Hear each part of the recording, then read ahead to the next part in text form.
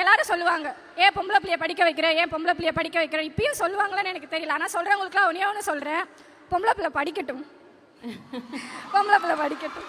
Sir, நான் வந்து அண்ணா university gold medalist. திரும்ப நான் வந்து டிசிஎஸ்கில் போனேன், அங்கே ஒர்க் பண்ணேன், நிறைய எக்ஸ்பீரியன்ஸ் கிடச்சிச்சு. நான் தமிழ் மீடியமாக எனக்கு கொஷின் பண்ணுவாங்க, அந்த அளவுக்கு நான் என் டீமை லீட் பண்ணுவேன். அதுக்கப்புறம் நான் இன்ஃபோசிஸ் போனேன். எங்கள் அம்மா அப்பாவுக்கு வந்து எனக்கு ஒரே ஒரு கனவு மட்டும்தான். எங்கள் அம்மா அப்பா வந்து நிம்மதியாக தூங்க வந்து 4 ரூஃப் இருக்க மாதிரி ஒரு வீடு வேணுன்றது தான் என் லட்சியமாக இருந்துச்சு. நான் ரொம்ப பெரிய வீடு கட்டிட்டேன். நான் சொன்னேன்ல, எங்ககிட்ட இருந்தே ஒரு வீடை பிடுங்கிட்டாங்க அப்படின்னு சொன்னேன்ல, 10 வருஷம் ஆச்சு. அந்த 10 வருஷம் கழிச்சு எனக்கு அகரம் கொடுத்த கல்வியால் திரும்ப என் வீட்டை நான் மீட்டெடுத்தேன். ஆனால் எல்லாமே நான் லீகலாக பண்ணேன். எனக்கு ரொம்ப சந்தோஷமாக இருந்துச்சு. ஒரு காலத்தில் எங்கள் வீட்டில் வீடே இல்லாமல் இருந்தோம். ஆனால் இப்போ எங்கள் அம்மா வந்து 2 வீட்டுக்கு சொந்தக்காரங்க. அதை நான் ரொம்ப சந்தோஷமாக சொல்கிறேன்.